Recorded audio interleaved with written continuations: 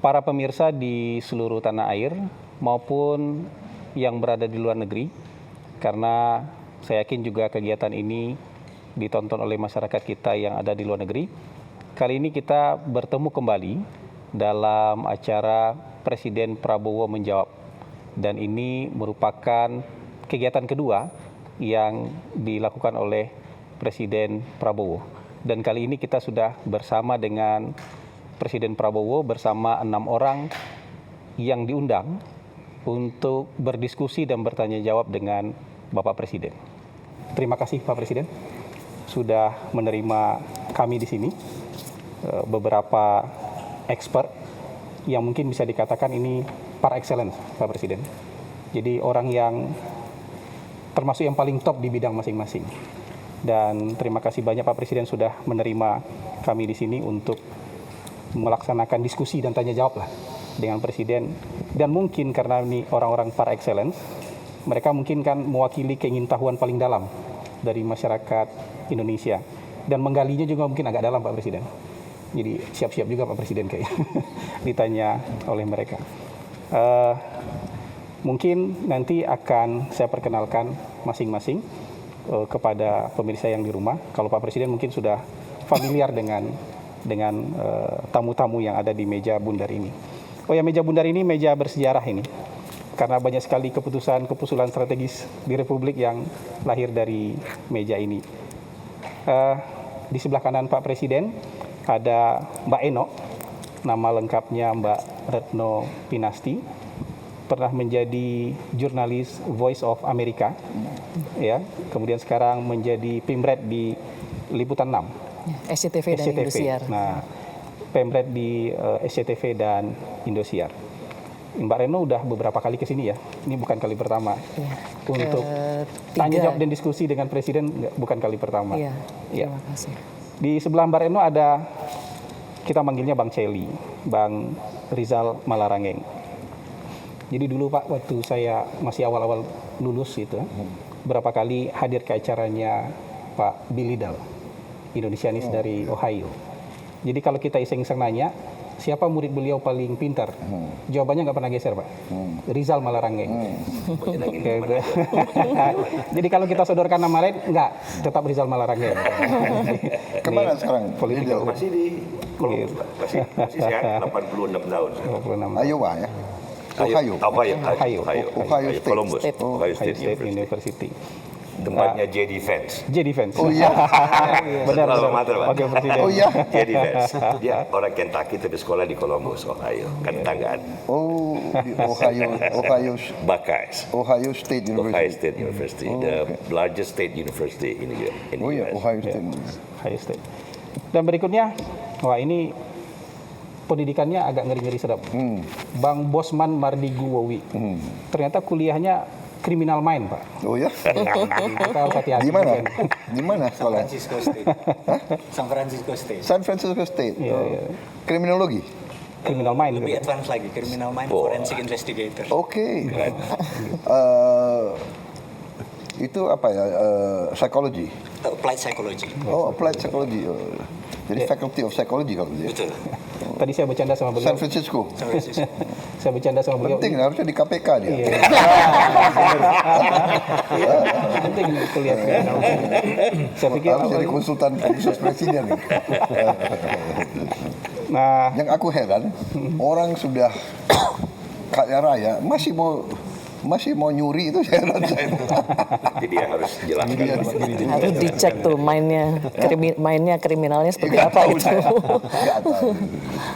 izin Pak Presiden, Ya. saya lanjut. Ini Mas Muhammad Faisal, Direktur Center of Reform on Economic Indonesia, CORE. CORE ini, Direktur Eksekutif beliau sekarang. Jadi ini kritis-kritis juga ini Pak. Jadi Bapak harus siap juga kalau. Lulusan mana? Australia Pak. Australia. UQ ya. Queensland Uni. Queensland. PhD-nya di Australia. PhD di Queensland, Iya. Master di Melbourne Uni Pak. Oh, oke. Nah, berikutnya. Mbak Retno pernah di Amerika juga? Saya di Amerika sekitar 7 tahun. Oh, ini Tapi jadi- kalau sekolahnya di Ini pendidikan Inggris barat Pak. semua nih. Tadi UGM dulu. UGM dulu.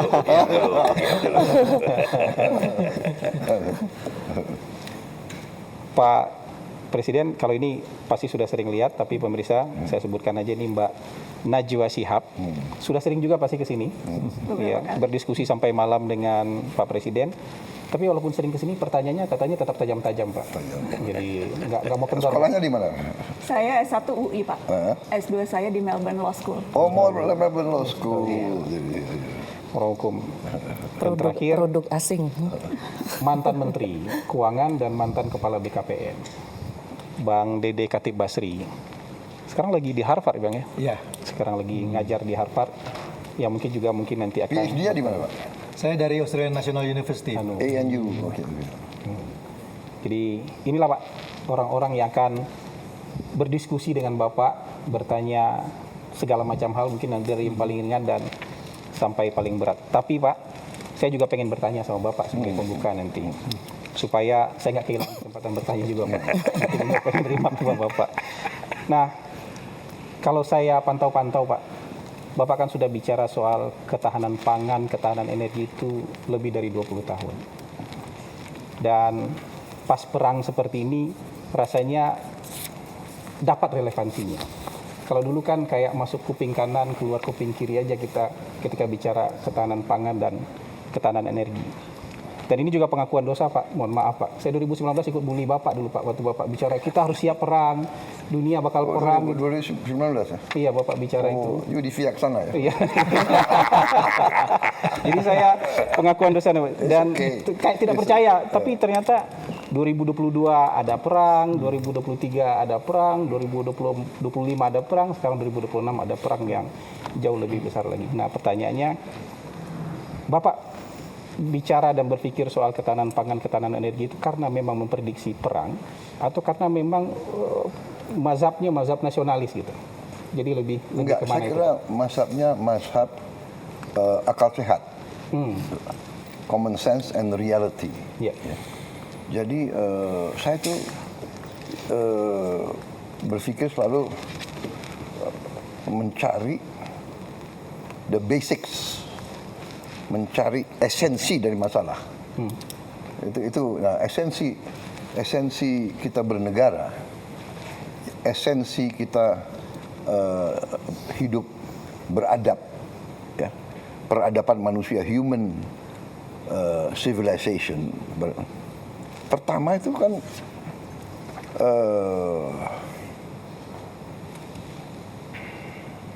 pangan, makan. It's a basic need. Kalau psikologi kan Maslow, basic need. Pertama, ya kan, aman dari ancaman cuaca, ancaman binatang buas, dan ancaman manusia lain. Baru kebutuhan air untuk minum, kebutuhan makan. Baru tingkatan-tingkatan lebih tinggi daripada kebutuhan. Jadi makan itu is very basic, very basic. Jadi kebetulan saya ini juga saya suka baca sejarah dan juga latar belakang saya sebagai prajurit, sebagai perwira, ya mendorong saya terus belajar sejarah. Dan di situ saya lihat common denominator, masalah yang azazi selalu adalah pangan. Iya kan? Perang, awalnya perang antara kelompok manusia dan kelompok manusia adalah rebutan pangan. Rebutan daerah di mana ada banyak binatang berburu, atau rebutan sumber air, atau rebutan lahan yang sangat subur. Oh, ternyata di lahan itu, di lembah itu banyak rusa-rusa suka makan di situ. Berarti rumputnya subur. Aku ingin kuasai lembah itu. Tapi ada suku lain, perang, rebutan.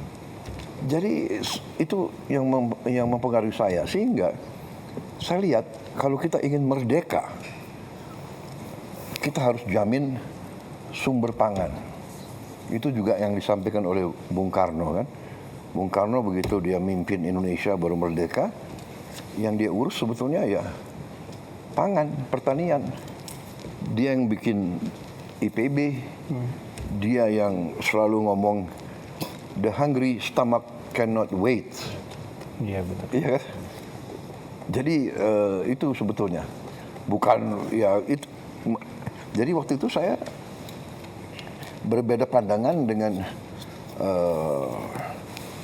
mazhab atau kelompok yang berpikir dengan globalisasi, efisiensi kita bisa belanja aja dari mana saja. Ternyata nggak bisa. Iya, iya. Satu juga perkembangan sains dan teknologi membuat bumi kita sebenarnya semakin kecil. Kalau 200 tahun yang lalu perang di Eropa nggak pengaruh untuk kita. Iya, iya, iya. Iya kan? Biar aja Inggris sama Jerman perang, Prancis sama ya. Sekarang perang di mana saja berpengaruh. Gitu loh. Terasa Pak. Iya, perang Ukraina. Harga pangan naik di dunia. Karena Ukraina penghasil gandum, jagung yang terbesar, Rusia juga, ya kan? So bumi yang semakin kecil, the world gets smaller, ya kan? Because of technology. Kita interconnected. Kejadian di satu tempat berpengaruh kemana-mana. Apalagi nuklir, ya kan? Iya. Saya kira itu, Pak Hasan. Iya, iya, iya. Jadi apakah Bapak waktu itu sudah 20 tahun lalu sudah berpikir akan ada perang? Oh, begini. Sad to say, sangat sedih bahwa memang sifat manusia itu selalu ingin dominasi yang lain. Ini sifat hakikat manusia. Dengan dominasi dia bisa menentukan kan? Yang tadi saya katakan, lembah di situ lebih subur dari lembah saya mau kuasai itu. Iya, iya. Lereng itu sumber airnya banyak, saya sumber airnya kurang, saya mau kuasai itu. Iya, iya, iya. Jadi kalau kita baca sejarah ribuan tahun, manusia condong selalu perang. Nah, perang adalah destruktif. Kita mengerti bahwa perang itu sangat jahat. Perang itu destruktif. Perang itu harus kita hindari at all cost. Iya. Tapi kalau kita terlalu naif, kita terlalu baik, kita nggak mau siap untuk perang, kita nggak mau belajar perang, kita nggak mau melengkapi diri untuk perang, kita justru akan dihabisi. Itu sejarah dunia. Ya itu akhirnya yang kita kenal sekarang dengan hukum Thukydides, ya kan? The strong will do what they can, the weak suffer what they must. Yang kuat akan berbuat sekehendak hatinya, yang lemah harus menderita. Itu sudah menjadi semacam adagium. Hukum alam jadinya. 2500 tahun. Si Thukydides ini ahli sejarah Yunani yang menulis buku 2500 tahun yang lalu. Dia cerita tentang perang antara Sparta dan Athena. Tapi itu pelajaran yang diajarkan di mana-mana. Iya. Kalau nggak salah itu salah satu wajib baca untuk hampir semua yang mau jadi jenderal di tentara-tentara maju. Belajar Thukydides. Iya, iya, iya. The strong will do what they can. Jadi ada lagi pelajaran ya dari ahli sejarah Romawi, Vegetius, sekitar sama itu 2500 tahun. Rupanya dari situ sudah mulai tulisan-tulisan tentang perang. Vegetius dia kasih pelajaran sic vis pacem para bellum. Siapa yang mau damai? Sic vis pacem, kalau kamu mau damai, bersiaplah untuk perang. Nah, yang kita lihat sekarang yang kita soal politik, saya tidak ikut-ikut ya politik. Tapi kalau dari segi kita lihat perang kemarin terakhir ini yang sedang berjalan, Iran lawan Amerika dan Israel, harus kita akui Iran tuh persiapan yang lama. Ya. Dan dia sendiri mengatakan, kami sudah siap perang ini sudah puluhan tahun.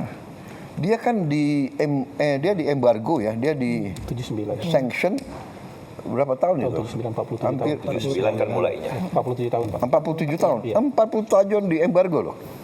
47 tahun dikasih sanksi. Bertahan dia.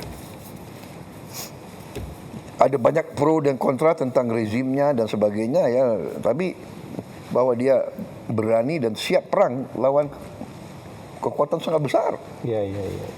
Dan dia bertahan nih sudah hari ke berapa? 17 ya? 17. Dan menyerang juga Pak, bukan hanya bertahan. Menyerang. Iya, tapi dia menyerang sesudah diserang. Ya. Enggak, maksudnya punya kemampuannya itu. Iya. Jadi di 47 years dia bukan diam, dia benar-benar persiapan. Mempersiapkan diri. Karena yakin itu akan pasti terjadi. Iya, iya, iya. Iya. Bang Celi, ada yang mau ditanyakan Terima ke kasih Pak Prabowo? Pak Presiden bisa diterima bersama kawan-kawan mewakili teman-teman. Ya, saya terima kasih. Bagi saya kehormatan. Kehormatan Terima besar. kasih. Ini sebenarnya kita sudah mau mulai tapi dengan pertanyaan ringan dulu Bapak Presiden karena sudah mulai berat supaya kan masih panjang malam. Masih panjang. Biar lebih ini sedikit yang lebih ringan barangkali kan banyak persoalan dunia, Bapak juga punya passion geopolitik, belum lagi persoalan dalam negeri. Pertanyaan yang barangkali tidak kurang penting ya, bagaimana proses sehari-hari tokoh sejarah yang sedang berlangsung cepat itu mengambil jarak dan santai mengedurkan, karena kalau Churchill misalnya Bapak kan di tengah Perang Dunia Kedua pun dia minta izin jangan sampai jam tidur siang saya terganggu. I know it's a war but I need to rest so I can think better. Iya, iya. Kalau ada waktu kosong sedikit melukis dan ngasih makan angsa. Iya. Kalau Ronald Reagan tidur siang juga sama, Iya. baca komik dan menunggang kuda. Seorang Prabowo seperti apa Bapak dalam mengambil jarak dan Saya terus terang aja ya, saya anggap tidur itu penting. Tapi kalau saya teknik agak lain. Saya itu bisa tidur di mana saja. Di mana saja, kapan saja. Ya. Jadi mungkin ini ilmu saya dapat di tentara. Jadi bagi saya umpamanya naik mobil, saya bisa tidur. Naik helikopter, saya bisa tidur. Naik pesawat, saya bisa tidur. Kalau saya antara 2-3 pertemuan, saya masuk 10 menit, 15 menit, saya tidur. Bagi saya 15 menit is nge-charge gitu loh. Jadi lebih power Apalagi nap 20 ya. menit. My ideal actually is 30 menit. Jadi kadang-kadang antara meeting sama meeting, aku minta jeda setengah jam gitu. Saya tidur gitu. Kalau malam saya nih night, jadi kadang-kadang saya tidurnya jam 1. Tapi jam 3 saya bangun lagi. Kenapa? Ini masalahnya nih, teknologi ya kan. Kan ada YouTube. Iya kan? Bapak ikut juga YouTube untuk Nonton. Ikut dong, saya harus perkembangan apa terakhir yang terjadi. Iya, iya, iya. Kan kita ini beda 4 jam sama Timur Tengah, Iya. 3 jam. Habis itu sama Amerika sekian jam.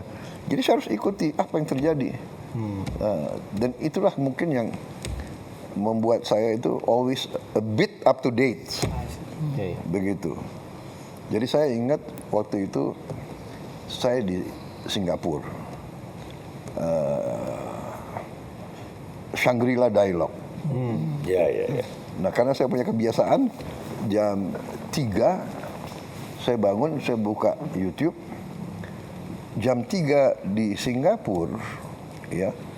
Itu kalau nggak salah di Washington DC 3 pagi itu 3 siang. 3 sore. Iya. Around 3 siang ya. Di Washington. Di situ kalau nggak salah at that time Presiden Biden, Presiden Biden baru ngomong sesuatu gitu loh.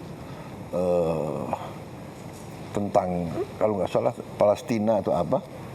Karena saya langsung baca waktu saya jam 9.10 pidato, saya yang pertama Menyampaikan. Address. menyampaikan tanggapan saya terhadap pidatonya Biden gitu loh. So, ya kan itu. Berkah sepertiga malam terakhir ini, Pak. Jadi memang itu. Gitu Pak ya. Itu ya. Jadi saya kalau Winston Churchill memang dia bisa mungkin ya.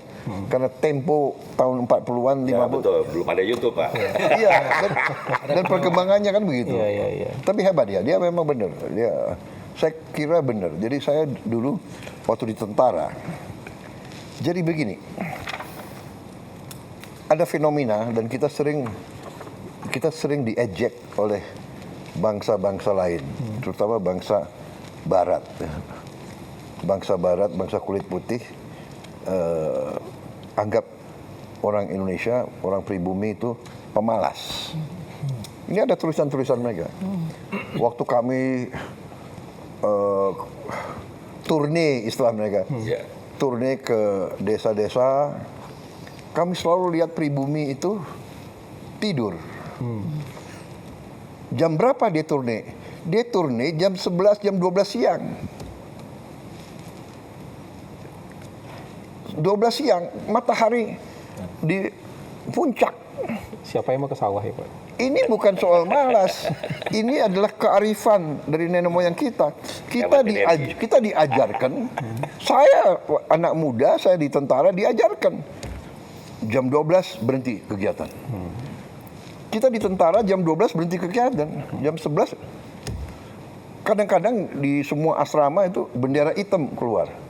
Ini puncak kepanasan. Kalau kita di luar heat stroke. Jadi kearifan nenek moyang kita, kalau kita kerja jam 11, jam 12, mati. Heat stroke. Jadi kalau si Belanda datang, orang pribumi tidur, ya ini menghindari itu. Tapi dia tidak lihat.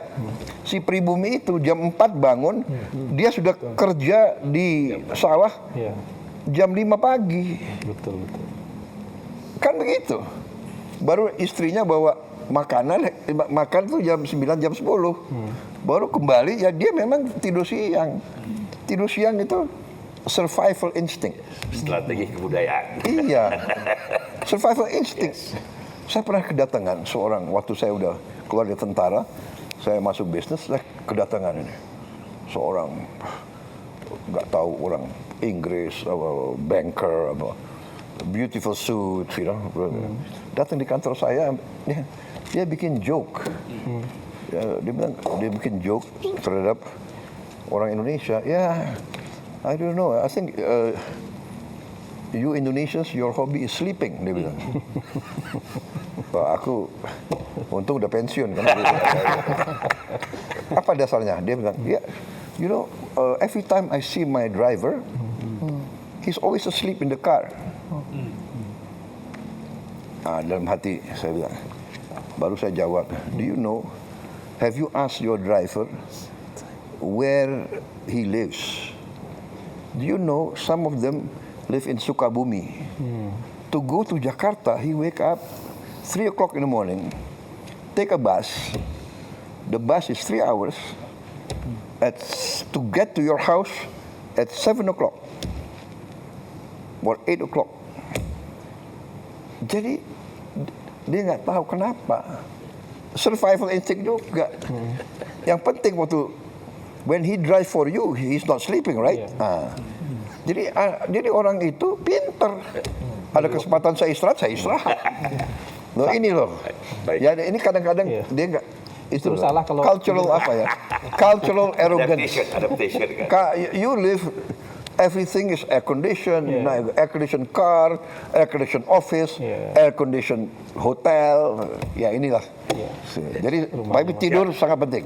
Siap. Untuk semua mereka yang diambil posisi kepimpinan harus cukup tidur. Silakan. Mau jam 8, yang paling bagus saya dengar tidur harus jam 9. Saya dengar. Yang paling sehat jam 9, bangun jam 4, jam 5, jam 6. Tapi nggak bisa update berita tengah malam. Nggak tahu ini apa ya? Ini sudah biar news junkie. Iya kan? Iya, right? Betul. Kita ini sudah kena lah itu. Benar nggak? What's happening?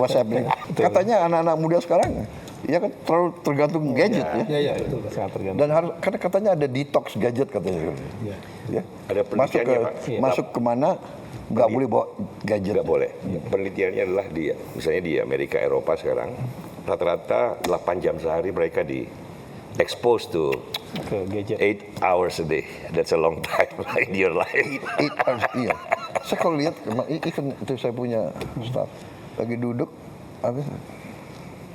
apa ini berjam-jam. Iya, iya. Dan jago ya, dia punya tag ini, tangannya ya. Dia bisa kirim WA luar biasa itu. Teknologi jempol gitu Pak. Itu jempol. Bawa Moderator bawa boleh generasi. tambah satu yang Mungkin nanti serius atau ganti nanti dulu? kita Siap, Bang ya, siap, nanti kita siap, keliling. siap. Moderator Pak, Iya. ikut. Yang Ini Mbak Reno belum? iya, yang kedua Mbak Reno Iya. Bang rencana. Oke, oke, Bapak oke. ada feeling ternyata yang kedua emang. Udah dibocorin loh. jangan-jangan. Jadi, memang dalam susunannya saya nggak bohong Pak. Susunannya memang susunannya Mbak Eno. Nah sekarang kesempatan kedua kita kasih ke Mbak Eno untuk menyampaikan pertanyaan ke Pak Presiden. Baik. Silakan Mbak Eno. Mas Moderator, terima kasih. Iya. Pak Presiden juga terima kasih atas kesempatan diskusinya yang kesekian kali, sebuah kehormatan juga untuk saya. Waktu melihat pesertanya Pak, saya sudah terbayang ini pasti nanti topiknya akan banyak meng-highlight soal geopolitik dan soal ekonomi. Tapi itu saya serahkan Pak izin ke pakar-pakar yang hadir di sini. Justru saya ingin menyoroti pidato Bapak beberapa hari lalu Pak. Waktu ulang tahun Danantara yang pertama. Waktu itu Bapak, ini saya ada kutipannya, memberikan statement, jangan main-main lagi dengan saya. Laporan palsu, laporan menyenang-nyenangkan supaya bisa akal-akalan. Saya kasih peringatan keras ya. Nah, terkait ini, boleh kasih konteksnya Pak. Ini kira-kira laporan palsu ini terkait apa, oleh siapa, seberapa sering, dan kira-kira bagaimana Bapak bisa sadar bahwa selama ini Bapak ada beberapa data yang palsu ya dalam laporan yang Bapak terima. Karena gini Pak, kesalahan data itu dalam laporan akibatnya bisa fatal. Bisa salah prioritas, Bapak bisa salah alokasi sumber daya juga, apalagi Bapak kan pemimpin militer ya. Setidaknya dulu pernah menjadi pemimpin militer, dan dalam militer itu kalau salah data itu taruhannya nyawa Pak. Nah pertanyaan saya, apakah Bapak siap, benar-benar siap Pak, untuk menerima laporan yang tidak menyenangkan? Itu yang pertama. Kemudian saya pengen tahu juga upaya-upaya apa yang Bapak lakukan untuk meng-cross-check kebenaran laporan-laporan yang Bapak terima. Apakah Bapak misalnya mencari second opinion, atau Bapak mencoba mencari fakta di lapangan, mungkin Bapak sidak, atau Bapak mungkin melihat keluhan-keluhan masyarakat di sosmed, atau mungkin ada rencana atau sudah ada mungkin Bapak membuka saluran khusus untuk pengaduan dari masyarakat barangkali. Dan apakah Bapak juga selama ini mencermati, tadi kan Bapak menyampaikan jam 3 memantau YouTube dan segala macam. Mungkin kritikan-kritikan dari pengamat Pak, atau dari pers seperti kami gitu ya. Dan yang ketiga saya ingin tahu, siapa teman diskusi Bapak? Karena gini Pak, apakah masih ada sosok-sosok non-birokrat ya Pak ya, yang selama ini menjadi teman diskusi Bapak, semacam West Wing lah katakan seperti itu. Apakah mungkin, saya nggak tahu apakah KSP masih menjalankan fungsi itu gitu ya, karena dalam pengambilan keputusan atau kebijakan biasanya untuk mematangkan itu perlu diskusi. Jadi saya ingin tahu siapa Pak yang memainkan peran devil's advocate selama ini untuk Bapak. Panjang ya Mas Moderator ya? 3 pertanyaan tadi ya. 3 ya, tapi satu topik ya. Baik, jadi kita ini, apalagi saya selalu katakan saya sudah lama jadi orang Indonesia. Jadi budaya ABS ini, asal Bapak senang, asal Ibu senang, laporan palsu ini sudah membudaya. Saya kira di semua institusi.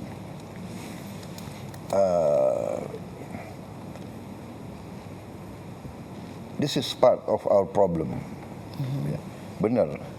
Kalau salah informasi, ya keputusan tidak baik, ya kan. Dan ini masalahnya, ya. Sehingga kita harus punya mindset untuk waspada terhadap setiap laporan. Dan benar, Mbak Retno, kita harus mau dan berani untuk menerima laporan yang paling tidak enak. Dan benar, saya suka monitor posting, podcast yang menyakitkan pun saya nonton. Karena saya anggap walaupun dia nyerang begitu dengan cara yang tidak baik, umpamanya ya, dan kadang-kadang saya ambil kesimpulan, oh ya, dia hanya motivasinya hanya dendam aja, nggak apa-apa. Tapi bagi saya ini, bagi saya itu adalah justru membuat saya lebih waspada. Jadi saya sebetulnya walaupun kurang ajar ya, tapi oh ya saya harus lebih waspada. Baru saya cek, ya kan? MBG diserang, cek, saya langsung cek. Panggil kepala BGN dan saya terus cross check. Saya kirim orang-orang saya ngecek. Saya kira kalau nggak salah ya, mungkin saya bisa cek langsung malam ini. Dari sekian puluh ribu dapur sudah kita tutup lebih dari 1.000. Lebih dari 1.000. Iya kan? Iya benar, udah datanya ada ya, lebih dari 1.000. Ini saya punya wakil kepala, satu ibu ya, ibu Nani ya. Ini galak sekali dia. Ya, dia sidak terus kerjanya. 1.030 ya. Iya, datanya 1.030 Pak. Ada yang SP1, SP2 juga itu Pak. Total 1.200. Surat peringatan yang sudah disuspend 1.030. Nah, dan yang kita lakukan sekarang adalah sertifikasi. Jadi kalau dapur kamu mau survive lebih dari berapa bulan, kamu harus lulus sertifikasi kebersihan, sertifikasi keamanan makanan, dicek ke airnya gimana, ya airnya aman, airnya dimasak atau di apa tuh, kemudian omprengnya semua itu ada kriterianya. Mulai ada standarisasi. Oh iya, standarisasi. Dan kalau nggak beres ditutup, disuspend aja, sudah terserah kau. Habis itu kita kasih nomor telepon bebas pulsa, siapapun boleh cek dan titik koordinat dari dapur itu diketahui oleh masyarakat sekitarnya. Jadi siapapun, ibu-ibu, orang tua, kepala sekolah, dia boleh masuk dan dia boleh komplain. Jadi memang laporan yang hanya bagus-bagus itu budaya yang tidak baik. Dan itu mungkin budaya Indonesia adalah mungkin niatnya baik, tidak mau menyusahkan pimpinan.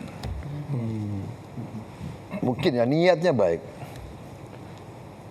Tapi jangka panjang. Contoh, saya kasih contoh ya mungkin contoh zaman saya di tentara. Saya waktu itu komandan Kopassus. Saya sudah jenderal kalau nggak salah ya. Saya inspeksi ke Batu Jajar, pusat pendidikan, yang saya dulu pernah jadi komandan. Saya lihat keliling-keliling, tahu-tahu di satu titik saya lihat di situ ada helikopter dari jauh. Helikopternya latihan fast roping, turun dengan tali. Naik turun. Suatu saat helikopternya berhenti. Berhentinya agak lama gitu. Saya tanya komandan yang di situ, itu kenapa helikopter berhenti? Oh, break Pak untuk makan. Udah kan, break untuk makan kan. Jadi saya nggak tanya lagi. Besoknya saya di Cijantung, saya terima di situ kan selalu di tentara itu ada laporan harian. Jadi kalau hari Selasa hari ini atau laporan hari Senin, dikasih laporan. Di batalion ini terjadi ini, saya dapat laporan. Di pusat pendidikan pasukan khusus Batu Jajar pada jam 13.08 telah terjadi kecelakaan dari helikopter gini-gini. Oh ini yang saya di sini waktu itu. Tapi nggak dikasih tahu. Tapi nggak dikasih tahu. Oh, Anda ngerti? nggak paham. Apa yang Bapak lakukan waktu Niatnya, saya telepon ke komandannya. Kenapa kok nggak laporan? Nggak enak komandan. Nanti komandan kan begitu. Niatnya. Tapi menurut saya, kamu lain kali jangan ya. Kasih tahu apa adanya. Mungkin saya bisa bantu, saya bisa apa. So ini masalah. Jadi saya karena itu kemarin tuh di Nantara, laporan pertama, Pak, 1 tahun hasilnya bagus, begini. Saya kejar dia, you laporan benar nggak? You jangan, ngerti nggak? Jangan nyenengin saya. Ini saya pegang loh. Saya ini sekarang bertanggung jawab atas Danantara. Enggak Pak, begini bisa ya? Saya bisa audit ya. Siap Pak. Itu dasarnya saya ngomong begitu. Ya kan? We have to have a new culture. Culture ini harus walaupun sakit, pahit, we have to face reality. Kita harus realitas lah. Dan kita harus siap terima tidak baik, kita harus siap dimaki-maki, kita harus siap dicurigai, nggak apa-apa. Saya belajar banyak. Seorang pemimpin yang baik tidak boleh takut menghadapi kesulitan. Kalau pemimpin yang unggul, lihat kesulitan, harus dikejar kesulitan itu. Rush to the problem. Hadapi. Solve the problem. Nah itu. Berarti kritikan dari pers atau dari pengamat nggak masalah ya Pak? Karena tempo hari Bapak sempat ini nih Pak, katanya pengamat ada beberapa yang mau, apa ya itu istilahnya? Enggak, jadi gini. Yang di... Iya, pengamat itu semua kritik itu baik dan membantu. Tapi ada orang yang kritik dengan niat motivasi yang nggak baik. Ngerti nggak? Dia kritik justru untuk menimbulkan kebencian. Atau kecurigaan atau kecemasan. Nah, ini menurut saya it's not good. It's not good. Ya kan? Satu, niatnya apa? Motivasinya apa? Ya kan? Kalau motivasinya evil, niatnya tuh niat jahat aja, itu nggak baik. Ya ngerti nggak? Ya kalau kritikan berdasarkan suatu fakta, suatu fenomena itu baik, bagus. Contoh yang saya anggap informasi dari lapangan, justru dari anak-anak. Suatu saat saya kaget itu. Tahun berapa? Mungkin 1 tahun yang lalu. Gitu. Saya dikasih lihat, Pak, ini ada anak-anak di Nias. Ini saya ingatin nama, ternyata baru saya tahu. Coba ada suaranya nggak? Dia teriak, nama saya dipanggil, coba. Kami keseringan dihambat banjir di saat kami pergi ke sekolah. Dan kami mohon kepada Bapak untuk membangun jalan kami ini. Karena kami tersiksa kalau kami pergi ke sekolah. Anak-anak kita tiap hari masuk sungai basah, duduk di kelas basah, pulang kembali basah. Dia nyawa loh itu, nyawa itu. Semua terjun, kita kerjakan ini. Dibangun di mata waktu itu. Anak-anak kita teriak, kita harus jawab. Sekarang kita akhirnya terpaksa di desa. Presiden Republik Indonesia dengan ini meresmikan 77 jembatan Bailey, 59 jembatan Armco, dan 82 jembatan perintis.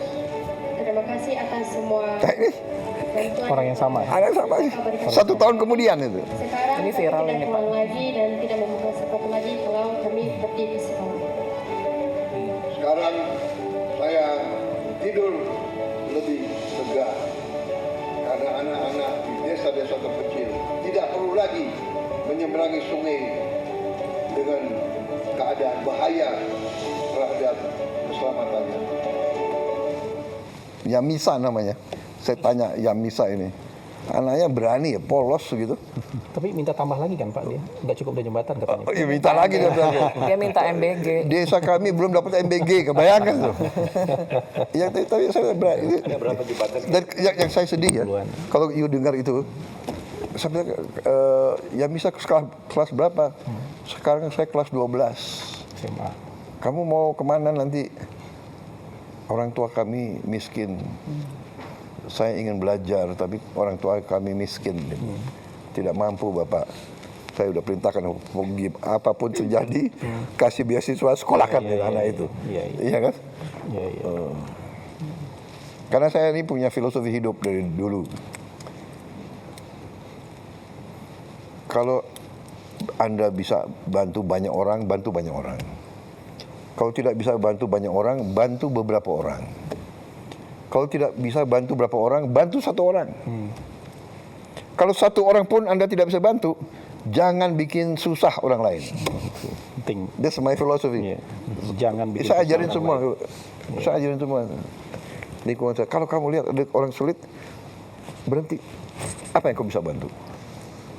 So, itu jawaban saya benar. Semua kritikan baik, tapi kalau kritik berdasarkan suatu kebencian dan kok mengada-ada dan kok tidak punya data, itu menurut saya kurang baik. Itu filosofi saya. Jadi, tapi tetap aja saya terima, saya anggap itu baik untuk saya, benar nggak? Tetap ditonton nih Pak. Tetap ditonton. Tetap ditonton, tetap. Tapi kalau saya lihat ini nggak ada gunanya, saya tinggalin. Tapi saya tangkap dulu gitu loh, iya kan? Pak, yang memainkan peran devil's advocate selama ini siapa? Oh banyak, saya hampir. Jadi orang-orang dekat saya itu sudah ngerti bahwa justru yang saya ingin tahu adalah tadi suatu alasan, suatu reasoning yang menyanggah gagasan saya. Dan saya kira itu pendekatan yang benar. Kalau pemimpin kumpulin pendapat saya begini, itu rata-rata semua akan setuju. Tapi kalau saya mengatakan masalahnya apa, solusinya apa, kesulitannya ini, apa solusinya? Seperti jembatan, sebetulnya, maaf ya, dana desa sudah kita keluarkan ke desa. Dan jembatan-jembatan yang gantung itu harganya 300 juta, 400 juta, 500 juta. Katakanlah yang 100 meter panjang, paling 800 juta ada. Dan mereka terima 1 miliar 1 tahun. Kan bisa dia cicil 3 tahun, 4 tahun, jembatan yang bagus pun. Iya, betul. Tapi sudahlah, saya tidak mau tanya kemana dana desa, sudah anak-anak teriak. Dan langsung gitu, Bapak Prabowo, balik nggak apa-apa. Iya. Dia teriak, saya harus jawab. If I can do something, benar nggak? Ya, alhamdulillah. Sekarang saya bikin satgas jembatan. Selain yang daerah bencana, dia laporkan bahwa yang paling mendesak kurang lebih 3.000 titik. Besar sekali. Tapi insya Allah awal 2027 selesai 3.000. Semua provinsi Pak ya? Semua provinsi, iya. Nasional. Oke. Siap. Cukup Mbak Eno sementara ya, round 1. Siap. Kita mungkin masuk ke tema ekonomi Pak. Agak berat lagi Pak. Silakan. Bang Dede Basri. Terima kasih moderator. Terima kasih Bapak Presiden. Mungkin saya berikan sedikit konteks Pak, karena ini concern saya. Saya itu melakukan penelitian mengenai... Maaf ya, kan ini diskusi ya. Gak usah setiap saat Bapak Presiden nanti Anda nggak enak, ya kan, udah kan? Mas Prabowo gitu, bener nggak? Janganlah Pak. Ini di luar jam ya. Apa saya buka ini kali ya? Nggak ada yang berani Pak. Justru kalimat kita nggak keluar nanti kalau gitu. Nggak tahu saya, bener nggak? Kayaknya sekat gitu loh. Aku lebih senang itu anak itu Yamisa, Pak Prabowo. Dia nggak bilang Bapak Presiden kan? Hah? Kadang-kadang ya anak-anak itu lebih polos ya. Iya betul. Aku kadang terharu gitu. Betul. Kamu mau belajar apa? Saya sih mau studi Pak, mau jadi dokter. Tapi orang tua saya nggak mampu. Aduh. Saya udah kasih tahu staff saya. Pokoknya dia harus sekolah. Iya. Tidak boleh orang tua tidak mampu, anak yang nggak boleh. Itu apa ya, motivasi saya itu. We have to create suatu bangsa Indonesia yang, ya kan, anak orang paling miskin pun harus bisa sekolah. Sebenarnya itu Undang-Undang Dasar 45. Iya, betul. Ya. Saya lanjutkan Pak ya. Ya. Jadi saya melakukan penelitian Pak mengenai social unrest Pak, unjuk rasa di berbagai negara di dunia. Kenapa dalam 25 tahun terakhir itu unjuk rasa frekuensinya makin banyak Pak. Temuan yang menarik itu adalah ada hubungan yang sangat kuat antara menyusutnya kelas menengah dengan unjuk rasa. Itu terjadi di Latin Amerika, di Southeast Asia, termasuk di Indonesia Pak. Ya. Nah, data kita yang terakhir itu menunjukkan sepanjang 2019 sampai 2024 Ya. itu kelas menengahnya menyusut Pak. Ya. Nah, kita kalau lihat dari angka pengangguran, betul angka pengangguran kita itu turun Pak. Ya. Tetapi sekarang tingkat pengangguran tertinggi adalah mereka yang educated. Ya. Apakah itu tamatan universitas, SMA, SMK. Nah ini problem baru nggak hanya unik di Indonesia, di seluruh dunia Pak. Karena pertumbuhan ekonomi itu menciptakan lapangan kerja tapi informal Pak. 80% dari lapangan kerja yang tercipta tahun 2019 sampai 2024 itu informal Pak. Dan upahnya itu sekitar $120 sebulan. Nah Bapak bisa bayangkan mereka terdidik, mereka muda, mereka punya informasi, YouTube segala macam. Ini kemudian bisa jadi potensi dari social unrest. Dulu di tahun 90 Pak, isu inequality itu mungkin samar buat orang. Tapi dengan sosial media itu berubah menjadi daily reality show Pak. Karena dia bisa lihat bagaimana cara hidup orang. Nah karena itu saya concern ya, kalau penciptaan lapangan kerja kita ini informal, ini bisa jadi soal ke depan. Apa yang kira-kira Bapak Presiden akan lakukan untuk address supaya lapangan pekerjaan ini yang tercipta adalah lapangan pekerjaan yang decent Pak. Tidak hanya sekedar create jobs, but create good jobs. Mungkin itu Pak. Justru inilah yang saya sedang lakukan. Justru ini. Makanya saya menyampaikan waktu saya maju sebagai presiden, saya tidak bicara lagi pembangunan bangsa. Saya bicara transformasi bangsa. Yang terjadi adalah deindustrialisasi. Yang terjadi adalah uang Indonesia tidak tinggal di Indonesia. Saya ingin hilirisasi. That's the only way. Kita tidak boleh ekspor lagi bahan mentah. Kita harus mengolah bahan mentah itu menjadi turunan produk industri yang bernilai tinggi. Di sini nanti bisa anak-anak muda yang pintar-pintar bekerja. Create good job. Saya akan buka pabrik mobil. Kenapa kita harus jadi pasar mobilnya orang lain? Kenapa? Karena will. Dengan segala hormat, Korea, sumber alam Korea apa? Coba periksa. Kita punya sumber alam semua untuk bikin mobil, tapi dia sudah puluhan tahun lebih dulu dari kita bikin mobil. Kita punya timah, kita punya boksit untuk alumina, diolah menjadi aluminium jadi mobil. Tapi kita nggak bikin processing boksit. Prosesnya nggak ada. Jepang tidak punya boksit. Dia bikin mobil terhebat. Iya kan? Jadi ini Pak Kati, this is what we have to do. Makanya saya bikin buku transformasi bangsa. Saya katakan strategi transformasi bangsa. We have to transform. There's no other way.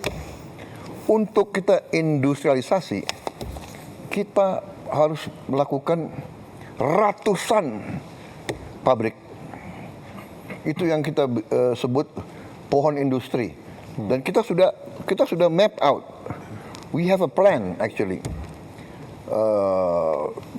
Pohon industri untuk semua komoditas penting yang kita punya. Kelapa saja ternyata di negara manapun dianggap suatu miracle crop. Minyak VCO, virgin coconut oil, itu dianggap anti cancer. Di Amerika saya punya teman-teman jenderal-jenderal Amerika, dia minum tablet virgin coconut oil yang dibikin bubuk jadi tablet. Tiap makan dia minum itu. Harga kelapa itu tinggi sekarang. Kita baru punya 1-2 pabrik kelapa. Selama ini kita ekspor kelapa gelondongan. Kelapa. Hampir semua komoditas. Ya, kita punya kopi terbaik. Tapi kita import Starbucks. Ya, Nestle, Nescafe. Iya kan? Kita punya coklat terbaik. Tapi kita import, kita makan KitKat, kita makan Cadbury, ya kan? This is what we have to do. Jadi justru ini jawabannya adalah industrialisasi. Yang sekarang ini is actually to win time. To win time. Win time adalah kita harus hilangkan kemiskinan. Bahwa kelas menengah turun, saya yang ungkapkan. Saya ungkapkan di mana-mana. Itu yang menohok saya. Saya tadi bangga juga 7 tahun pertumbuhan 5%. Tahu? Loh, pertumbuhan tapi orang miskin tambah. Kelas menengah kurang kok. There's something wrong with the system. Yeah? So you're exactly correct. We have to industrialize. And now it's not even industrialization. Now it's science. STEM. Ya kan? Contoh, kita kekurangan 100, kalau tidak salah 120.000 sampai 140.000 dokter. 140.000 dokter kurang. Dan kita memproduksi, menggraduate tiap tahun paling 9.000 sampai 10.000 dokter tiap tahun. Top. Artinya kita harus 14 tahun nunggu baru terpenuhi. 14 tahun akhirnya yang tua-tua pensiun juga gitu loh. Jadi we will never, kalau kita nggak ambil tindakan drastis. Makanya saya rencananya saya mau bangun 10 universitas baru dengan 10 fakultas kedokteran baru dengan 10 research rumah sakit baru. Untuk mempercepat ini. Pak, saya boleh sedikit, ya, Pak ya? Ya. Problem dengan industri kita tuh competitiveness. Karena di sini, Pak, terus terang aja, uang nggak masalah, tapi masalah jadi uang, Pak. Jadi karena persoalannya di-create oleh birokrasinya begitu banyak. Bapak willing untuk lakuin deregulasi nggak, Pak, untuk itu, Pak? Oh, harus. Deregulasi harus. Saya sudah deregulasi gila-gilaan mungkin. Yuk tanya aja. Masalah pupuk ya. Masalah pupuk. Saya menemukan ada 145 peraturan ini. Ini contoh ini. Ini salah satu yang harus kita. Salah satu prestasi pemerintah saya ya antara lain ini penyaluran pupuk. 145 peraturan. Ya. Jadi ada 41 undang-undang, 23 peraturan pemerintah, 6 peraturan presiden, instruksi presiden. Di Kementerian Pertanian ada 11 peraturan, Kemendak 6, pokoknya totalnya 145. Ya. Jadi dari pabrik yang miliknya negara sampai ke petani itu kalau tidak salah harus ada berapa belas tanda tangan. Gubernur harus tanda tangan. Pertama harus ada, kalau tidak salah harus ada 14 kementerian tanda tangan. Baru gubernur tanda tangan, baru bupati tanda tangan. Jadi ini pupuk yang kita subsidi nggak sampai ke petani. Bahkan jadi penyelundup, diselundupkan kemana? petani juga bingung, di mana saya akhirnya nangis-nangis. Kita hilangkan 145 peraturan dari pabrik langsung ke Gapoktan. Kelompok tani. Nggak usah pakai kartu-kartu, pakai KTP bisa beli. Surat sudah. Jadi deregulasi sangat penting. Ini semua dan akal-akalan ini, birokrasi ini akal-akalan. Sudah kita kurangi undang-undang, kita sudah perbaiki undang-undang, kita perbaiki ini peraturan presiden. Dia akal-akalan, dia bikin lagi apa namanya peraturan teknis. Pertek. Akal-akalan lagi nih Pak. Ini aduh. Boleh klarifikasi Ya, satu nggak Bapak? Ini penting banget tadi. Satu aja klarifikasi ngikut. Tadi kan Bapak bilang industri mobil baru ya. Kan selama ini salah satu yang cukup berhasil industri mobilnya kan misalnya Toyota Kijang, Innova, itu kan komponen dalam negerinya lumayan banyak Bapak. Kan dibuat di Indonesia, Avanza bahkan kita ekspor. Apakah ini kita akan perkuat atau you are going to create something totally new? Ini kan sudah ada Ya kan sejarah. gini ya, Toyota ini kan masih belum mau ke arah listrik. Oke, listrik Bapak ya. Listrik. Ekosistem baru. Ya. Nah, saya ingin total listrik. Kenapa? Dan saya ingin listriknya itu dari solar, dari matahari. Kenapa? Justru menghadapi ini. Kalau kita mau pakai mobil combustion engine, apa mobil bensin atau solar, masih tergantung lagi kita impor gitu loh. Jadi industri mobil dengan ekosistem baru ya, bukan yang Mobil sama motor. ya. Kita udah bikin simulasi. Waduh, savingsnya luar biasa. Ya. Jadi saya kalau strategi kita benar, will kita ada, insya Allah kita bisa hidupkan lagi industrialisasi. Ini berpikirnya nggak cuma Saya- satu dua langkah ini. Bapak nggak mikir 1-2 langkah ini, mikirnya harus 100 langkah ini. Enggak, saya tadi boleh 100 langkah, tapi intinya what is the basic problem? The root of the problem, apa akar masalahnya apa? Nah, itu yang kita atasi. Beliau oke, benar. Kita butuh good quality jobs for the educated. But we also need massive jobs for the common orang-orang biasa yang ingin hidup dengan baik. Kan itu yang harus kita juga. Jadi that's why kita terpaksa ya, menurut saya kita terpaksa multi front. Semua sektor harus kita kerjakan serentak. Memang berat, memang banyak orang mengejek kita. Indonesia nggak mungkin berhasil, tapi saya optimis, saya yakin kita akan berhasil. Itu bedanya itu. Kalau kita yakin berhasil, insya Allah berhasil. Nah, itu pengalaman saya gitu, ya kan? Tapi everything berdasarkan realita, ya kan? Fakta. Realita. Kalau kita nggak punya apa-apa, kita punya semua kok. Masalahnya kita tidak mampu manage, itu aja. Sekarang kita harus rubah. Makanya tadi itu salah satu ya, semua permainan-permainan yang tidak benar harus kita tinggalkan. Ya. Ekonomi lagi Pak. Silakan. Mas Faisal. Mau bicara apa? Mau bicara seni pun boleh. Itu ekonomi dulu. Mau bicara sepak bola aku paling suka. Iya. Mas Faisal, silakan Mas Terima Faisal. kasih Bang Moderator. Terima kasih Pak Presiden, Pak Prabowo. Ini pertama kali saya diundang ke sini berdialog langsung dengan Bapak.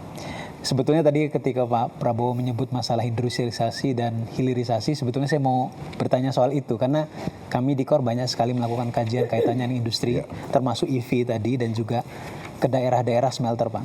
Tapi sepertinya untuk yang round pertama ini saya ingin menanyakan tentang yang sedang hangat dibicarakan sekarang. Jadi dampak daripada perang terhadap ekonomi domestik kita, Pak.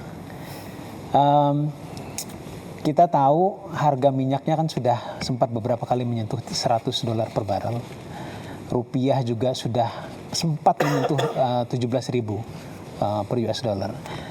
Jadi dari hitung-hitungan kami sendiri di Korpa, memang kalau dalam waktu yang panjang ICP harga minyak dunia itu di atas $80 per barel dan nilai tukar rupiah di sekitaran 17.000, memang dampaknya ke pembengkakan subsidi energi itu bisa lebih dari 100 triliun tambahannya saja, Pak. Itu artinya kalau dibandingkan persentase terhadap PDB berarti sudah tembus 3%. Nah, saya mendengar dari media bahwa Pak Prabowo ingin menahan itu, bahwa defisit APBN tidak tembus 3%. Tapi pertanyaannya bagaimana, Pak? Karena concern kami kalau seandainya menahan 3% itu dilakukan dengan efisiensi yang caranya sama dengan tahun lalu 2025, kita sudah saksikan sendiri, Pak, bagaimana dampaknya. Saya ketemu dengan banyak pelaku. Dampaknya bagaimana? Termasuk di daerah, Pak. Di daerah, kalau Bapak ingat ada gejolak di Pati, gejolak di beberapa daerah yang lain, itu karena susah untuk mencari jalan keluar bagi daerah untuk terpaksa mereka menaikkan pajak. Karena transfer ke daerah kan dipotong, Pak. Karena efisiensi juga. Nah, jadi apakah cara untuk efisiensi yang Bapak ingin lakukan sama, ataukah mungkin ada cara yang lain, Pak? Misalnya, contohnya begini, Pak. Apakah ada terpikir cara untuk refocusing misalnya, Pak, ya? Termasuk misalnya mengalihkan sebagian daripada program-program yang sudah ada yang banyak alokasi anggarannya, termasuk mungkin program prioritas, ke pos-pos yang sifatnya tanggap darurat ini, Pak. Oke, saya jawab. Iya, Pak, silakan. Pertama, tolong Anda cek Ya. transfer ke daerah mana yang dipotong dan mana yang tidak dipotong. Ya, kalau tidak salah yang dipotong juga yang bersifat tidak produktif. Dan saya ingin jelaskan, waktu pertama kita lakukan efisiensi, kita menghemat 308 triliun dari pusat sebagian besar. Ya. Dan dari mana itu? Dari semua pengeluaran yang akal-akalan. Keyakinan saya itu semua 308 ini kalau tidak potong, ini ke arah korupsi. Pak Muhammad, saya kembali ke dasar ya. Saya akan kembali ke dasar. Bapak kan ekonom. Kalau kita bicara ekonomi Indonesia, selalu keluar angka ICOR. Betul. Ya, incremental capital output ratio. ICOR kita 6,5. Ya, tinggi sekali. Dibandingkan dengan Korea, mereka itu 4. Singapura 4. Kalau tidak salah Thailand 4, India 5. Artinya apa? Kalau kita lihat kita 6, Korea 4, Singapura 4. Arti itu adalah 4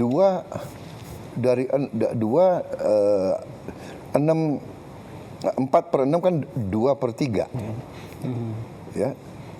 Jadi kita ini, kalau angka itu artinya kita 30% lebih tidak efisien dari Thailand, Malaysia, Filipina apalagi, Vietnam apalagi. Vietnam 3,6, Filipina, saya mau tanya. 2 kali lipat tidak Ya, efisien. saya mau tanya ya, Pak Muhammad. Kita bedanya apa sama orang Filipina? Kita rasnya apa? Apa kita lebih bodoh? Kita lebih tidak efisien. Kalau saya pakai ini sebagai dasar, artinya saya datang mendekati APBN kita yang 3.700 triliun, which is 230 miliar dolar. Pertama saya sudah lihat, ini 30% dari 230 itu 75 miliar dolar. Tidak efisien ini. Dan saya sudah buktikan, dengan efisiensi saya bisa menghemat di awal 308 triliun. Itu sama dengan 18 miliar dolar. Masih banyak yang bisa kita hemat, Pak Muhammad. Banyak sekali bisa kita hemat. Coba, masa kita ada biaya seremonial? Tiap kementerian, tiap badan, di seluruh eselon Indonesia itu ada biaya untuk ulang tahun. Saya bilang sudahlah, seremoni hanya di ruangan, potong tumpeng, ya kan? biaya percetakan dan souvenir kita potong 75%. Pembelian alat tulis kantor kita potong 90%.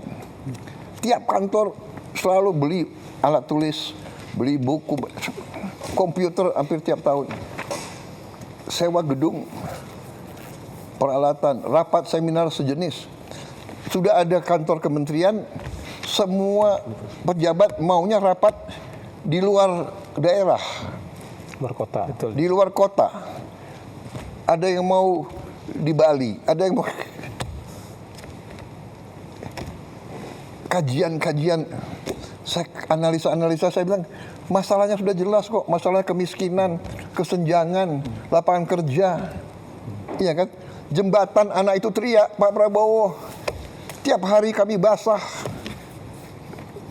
The problem is there. Jadi saya lihat dengan penghematan yang pasti ke korupsi. Nah, ini di awal, di akhir tahun pertama pemerintahan saya, Menteri Keuangan melapor, Pak, kita masih ada sisa sekian ratus triliun juga. Itu contoh. Ya, jadi menurut saya, kalau kita hadapi krisis, ya semua upaya kita pelajari, ya kan? Pertama, kita harus turunkan konsumsi. Ya, kita bisa turunkan konsumsi. Saya lihat negara-negara lain, umpamanya lagi mikir hari kerja jadi 4, dari 5 jadi 4. Ya, Filipina, Pakistan sudah. Kemudian work from home, bekerja dari rumah. Waktu COVID kita lakukan, cukup berhasil. Ya, saya kira kita bisa lakukan itu juga. Mungkin 75% karyawan dan pegawai bisa kerja dari rumah. Sekarang ada Vicon, ada banyak teknologi. 30 tahun yang lalu nggak ada, itu satu. Kita juga bisa, sebagai contoh tadi ya, work from home, kita juga bisa, umpamanya, satu mobil nggak boleh ditumpangi satu orang. Di negara-negara lain juga, satu mobil minimal 4 orang. Ya kan? So, banyak cara. Jadi, maaf ya, ada yang dramatisasi penghematan itu. Enggak, kita tidak kurangi biaya pendidikan apapun, kita tidak kurangi. Kita tidak kurangi biaya operasional, kita tidak. Justru maaf ya, kita buka-bukaan aja. Saya berani, jangan nantang-nantang pemerintah pusat, ya kan? Banyak biaya yang harusnya dilaksanakan oleh kabupaten dan provinsi tidak dilaksanakan. Contoh tadi jembatan desa, rakyat harus teriak, presiden harus turun tangan. Padahal maaf, ada dana desa. Kemana dananya di bupati? Kemana gubernur? Tapi oke lah, saya ambil alih tanggung jawab. Ya, jadi kita ini harus terbuka, kita harus fair. Banyak pejabat itu terlalu banyak, menurut saya ya tidak efisien.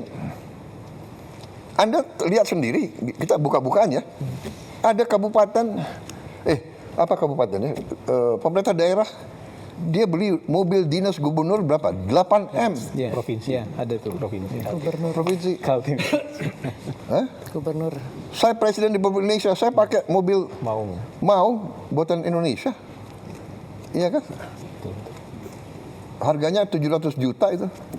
Mungkin karena ini presiden ya, ada apa namanya? Anti peluru, mungkin harganya 1M. Tapi tidak 8M. Coba kita selidiki semua. Efisiensi, habis itu kunjungan kerja. Sudahlah, itu yang kita minta, kesadaran, rasa tanggung jawab, ya kan? Bupati, kerja untuk rakyatmu. Gubernur, kerja untuk rakyatmu, ya kan? Itu yang kita minta. Jadi krisis ini ya kita akan sesuaikan. Dan dengan ini ya, krisis ini memang kita harus waspada, tapi kita banyak langkah yang kita lakukan, dan kebetulan juga ya kita berada dalam posisi yang agak lebih baik dari negara lain.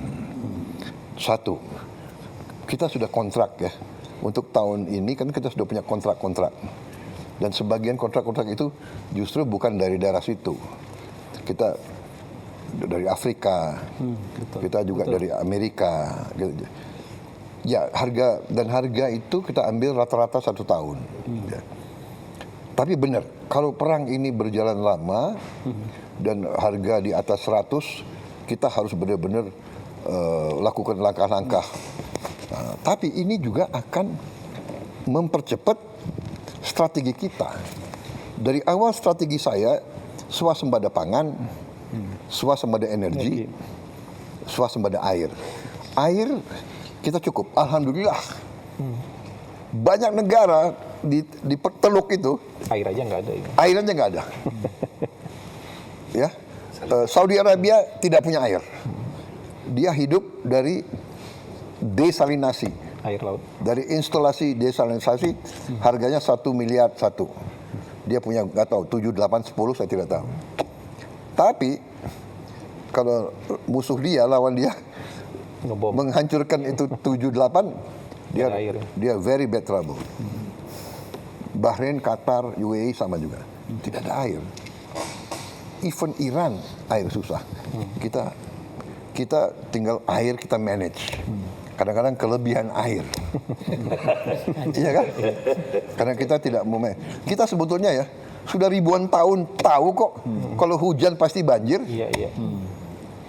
Tapi kita ya kan ini kita harus bangun sekarang ya. Kita harus waspada, kita semua eselon. Alam yang begitu baik dari Yang Maha Kuasa, jangan kita santai everything. Kita harus bangun. We have to be tough. Jadi ini wake up call. Tapi ini akselerasi. Jadi saya berniat, saya sudah kasih keputusan politik dalam waktu yang sesingkat-singkatnya, paling lambat 2 tahun kalau bisa, kita harus punya tenaga surya 100 gigawatt. 100 gigawatt. Iya. Nah, kita sekarang sudah bisa produksi sekitar kalau tidak salah ya 11 gigawatt dari dalam negeri saat ini.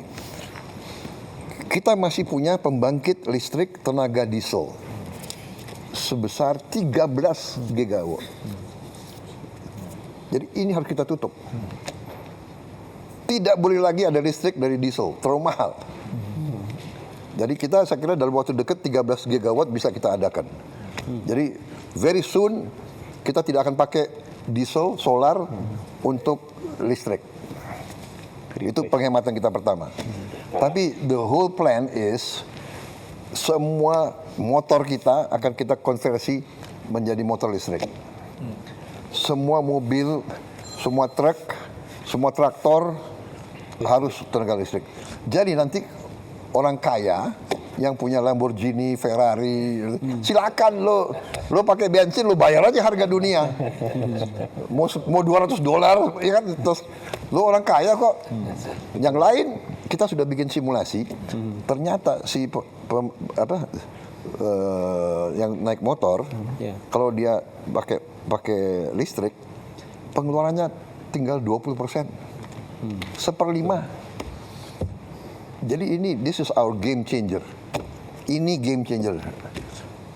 Cina, Tiongkok, dia sudah punya 800 gigawatt. Dia the most advanced in tenaga surya. Untuk solar panel. Besar-besar. 100 gigawatt. Saya pernah ingat, saya nggak tahu ya, 10 tahun atau berapa tahun yang lalu saya di Beijing, siang-siang kuning. Kalau nggak salah sebelum Olimpiade itu. Oh iya. Smognya kuning siang hari. Kita nggak berani keluar. Ya, sekarang Clean. Jadi dia very advanced. Dia punya hydro, kita punya hydro. Hydro lebih mahal dan lebih lama. Kita punya geothermal juga agak lebih lama.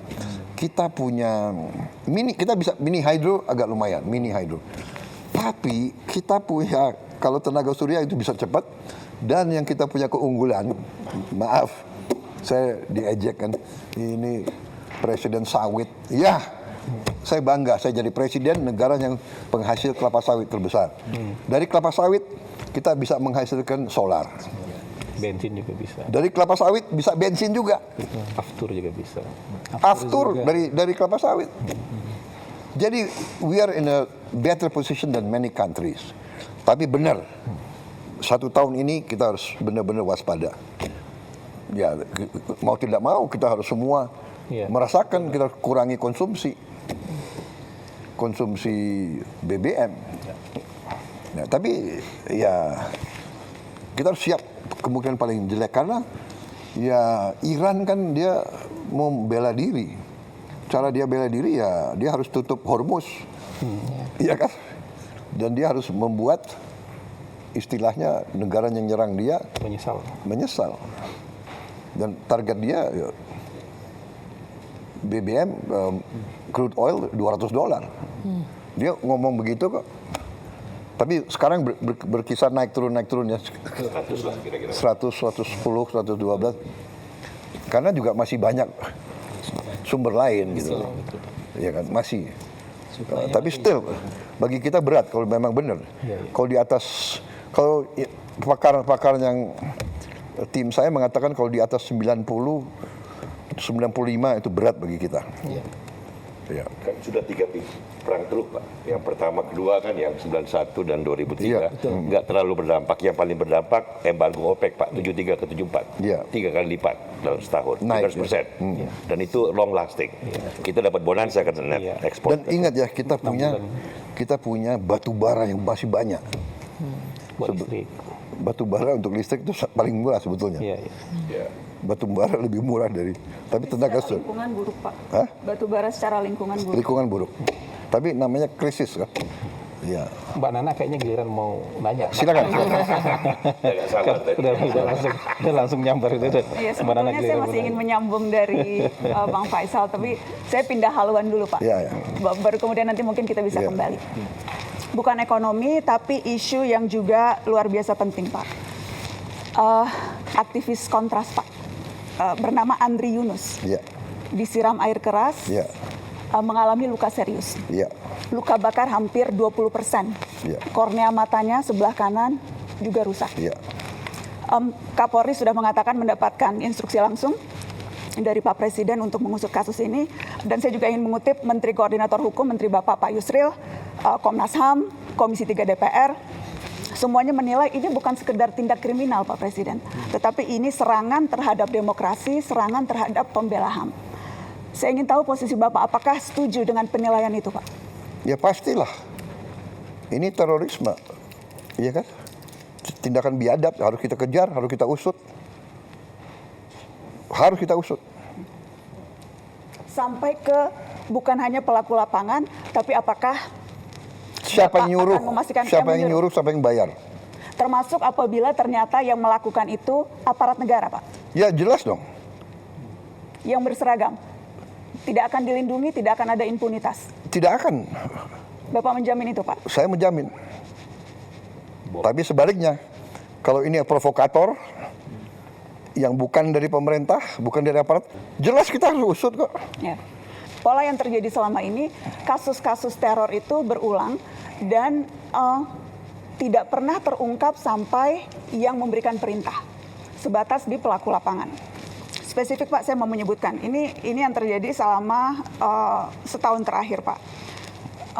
Ada yang tadi Bapak sebutkan, wartawan Tempo, Francisca Christy Rosana, ada Tio Ardianto, ada Ramon Doni Adam, ada Firindian Aurelio, ada Sheryl Anavita, ada Iqbal Damanik, ada Zainal Arifin Mohtar.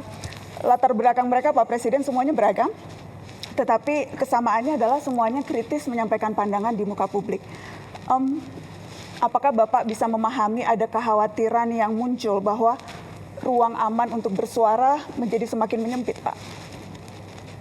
Anda merasakan? Apakah dibandingkan dengan banyak negara, apa kita batasi nggak? Ada yang merasakan, coba lihat, kita batasi nggak? TikTok, fake news, hoax, kebohongan yang disiarkan tiap hari. Coba Anda lihat, coba bandingkan sama negara lain. Karena yang terjadi adalah dampaknya yang kita lihat, Pak. Mereka yang bersuara kritis. Iya, mendapatkan tapi kadang-kadang intimidasi. ada orang, Mbak Nana, kita ini bukan anak kecil, kita sudah hidup lama. Kadang-kadang kan ada peristiwa yang justru dibuat seolah, Anda ngerti ya? Itu namanya provokasi. Itu ada di buku, Mbak Nana. Ada di buku intelligence, ada itu. Itu namanya false flag operation. Iya kan? Melakukan aksi teror seolah yang lakukan orang Palestina. Tapi yang lakukan bukan orang Palestina, yang lakukan Mossad. Itu terjadi. Sebetulnya Anda paham ya? Iya. Jadi sama juga ini. Ini mau mengarah bahwa rezim kita otoriter. Sebetulnya Iya kan? spekulasi-spekulasi itu muncul karena ketidakadaan jawaban Pak Presiden. Jadi kerap kali kasus-kasus yang terjadi ini berhenti begitu saja, tidak terselesaikan. Sehingga kemudian muncullah begitu persepsi publik bahwa wah kalau ini tidak selesai berarti ini ada unsur negara yang bermain dan sebagainya. Karena, karena tidak ada jawaban maka kemudian saya ingin menjamin, saya ingin membangun Indonesia yang beradab, ya. Itu cita-cita saya. Saya ingin membangun pemerintah yang bersih. Saya ingin punya polisi yang bersih, jaksa yang bersih, intelligence yang bersih. Anda tahu, saya mau tanya sekali lagi ya, saya ini korban juga. Tapi saya itu berpikir yang besar. Concern rakyat, pangan, energi, benar nggak? Dengan perang, harga pangan bisa naik. Tapi saya mau tanya, ini bulan Ramadan, harga pangan terkendali atau tidak? I think we are doing a good job. Jadi percayalah, saya tidak akan mengizinkan hal-hal seperti itu terjadi. itu yang ingin kami dengar, Pak. Iya. Percayalah, saya dipilih oleh rakyat untuk membela rakyat. Tapi kita waspada. Saya minta diusut benar. Ya. Justru sampai aktornya. Iya, sampai aktornya. Saya rasa pernyataan Pak Presiden sudah boleh soal yang itu ya. Dan berarti Bapak tadi bicara secara tegas tidak boleh ada warga yang diintimidasi, yang diteror karena mengkritik pemerintah. Tidak boleh. Jaminan langsung dari Presiden Republik Indonesia. Kalau wewenang ada, itu saya lakukan. Ya. Bapak, apakah memberikan tenggat waktu ke Kapolri, Pak, untuk pengusutan kasus ini? Ya, saya ini orang realistis dan saya orang yang adil. Dari segi kapasitas, kita biarkanlah mereka bekerja. Ya. Tapi tidak hanya Polri, banyak lembaga lain juga harus bekerja. Ya. Lembaga lain penegak hukum juga yang di luar penegak kepolisian. hukum, ya kan? Apakah Bapak terbuka dengan ide membentuk tim independen untuk membackup ini, Pak? Kita bisa pertimbangkan. Asal independen ya. Independen. Ya, jangan semua LSM yang sudah a priori benci sama pemerintah, yang dapat uang dari luar negeri, ya kan? Ya kan? Kalau Anda mau bicara apa adanya, saya juga bicara apa adanya, gitu. Iya kan? Tapi yang jelas malam ini kami sudah mendengarkan langsung statement dari Presiden. Presiden sangat bold. Begini, Tegas. saya ingin menegakkan hukum. Saya ingin menegakkan hukum. Bagaimana kita tegakkan hukum kalau kita biarkan seperti ini? Kalau itu dari aparat. Dan saya ingin kasih tahu bahwa memang aparat kita ya banyak kekurangannya. Kita menemukan deep state, kita menemukan ada dirjen-dirjen yang berani ngelawan menteri. Akhirnya kita pecat kan, banyak sekali dirjen-dirjen. Ada dirjen-dirjen yang merasa untouchable. Ada lembaga-lembaga yang merasa nggak boleh diaudit. Ini pekerjaan tidak ringan. Tapi kan saya tidak mau sedikit-sedikit mengeluh atau sedikit-sedikit mencari simpati rakyat. Ya ini pekerjaan saya dilantik untuk itu, saya bersihkan. BUMN saya sedang bersihkan. BUMN selama ini salah satu kebobolan kita paling besar. Jadi dari Mbak Nani, memang ini masalah Indonesia gitu loh. Di mana-mana, ya kan? Jadi tapi percayalah bahwa tidak ada niat dari pemerintah, apalagi yang saya pimpin, untuk lakukan seperti itu. Come on, apa sih? Benar nggak? Rakyat kita nggak bodoh. Saya mau ingatkan ya, sampai hari ini rakyat yang di bawah itu dukung saya. Persis yang disampaikan tadi Pak Dede. Iya kan, kalau memang rakyat tidak suka sama saya, bisa turun ke jalan rame-rame. Tapi mereka tahu, kalau rusuh, semua negara yang rugi. Mau ganti saya, tunggu dong 2029. Jadi negara yang beradab ya. Sabar ya. Iya, sabar. Tapi yang saya lihat ya, Mbak Nana harus objektif juga ya, sebagai seorang tokoh, bahwa destabilisasi, disinformasi itu bagian dari bernegara. Jadi ada negara-negara tertentu yang punya keahlian di situ, regime change, color revolution, come on. Masa Anda nggak pernah baca, nggak pernah lihat, ya kan? Asia Tengah. Apakah Bapak membaca kritikan-kritikan yang dilontarkan baik oleh pengamat yang Bapak sebut tidak patriotik seperti tadi pertanyaan Mbak Eno, atau dari orang-orang yang memang selama ini kritis terhadap pemerintah, itu semuanya bermuara pada keinginan untuk regime change, Pak Presiden? Tidak semuanya, saya tidak pernah katakan semuanya. Sebagian Tapi besar. ada, oh jelas ada. Ya kan, jadi begini. Bagaimana Bapak membedakan itu, Pak? Mana yang menurut Bapak memang ini sudah keluar jalurnya, sudah saya ingat begini. istilah Bapak makar waktu dulu bulan Agustus ada demo, dan mana yang memang ya ini sesuatu yang, Ya kan, yang wajar. Jelas waktu Agustus ya jelas makar, dia mau bakar gedung DPR, kantor gubernur, institusi pemerintahan mau dibakar, dia semakar, bikin kerusuhan, bawa bom molotov, ya kan? Tidak ada LSM yang ribut soal bom molotov. Banyak yang Ada yang protes nggak? menyampaikan, banyak Pak yang Jujur lah. protes, banyak yang Nggak, protes. come on, sudahlah. Banyak yang protes. Jujur, buka rekam jejaknya, rekam Mungkin digitalnya. Tetapi untuk dalam ya, round satunya kita cukupkan dulu ya. Enggak, biar aja. Biar aja, ayo silakan. Oh iya, kata silakan. Bapak Presiden Ya, biar siap, biar ya. Oh hidup. iya, nggak apa-apa. Ini kesempatan Dalam- bagi saya jawab. Ini Boleh nggak? menarik. Betul Pak. Oh iya. Terima kasih kesempatan. Ada yang ribut nggak soal bom molotov? Banyak Pak yang Aduh, Banyak come yang on, ribut. nggak objektif. Banyak yang Nggak ada. Bapak, dan- Ada yang ribut nggak gedung DPR mau dibakar? Banyak Pak, pemberitaan come media on. juga banyak soal itu. Nggak ada itu. Pemberitaan media banyak soal itu, Sedikit. banyak yang mengecam. Iya, saya hormati itu, silakan. Tapi begitu bakar-bakar itu kriminal. Ya. Tapi kenyataannya Pak, ratusan yang ditangkap kemarin itu kebanyakan justru mahasiswa. Ada satu penelitian yang menyebut terbesar sejak zaman reformasi penangkapan yang terjadi pada mahasiswa dan aktivis, Pak.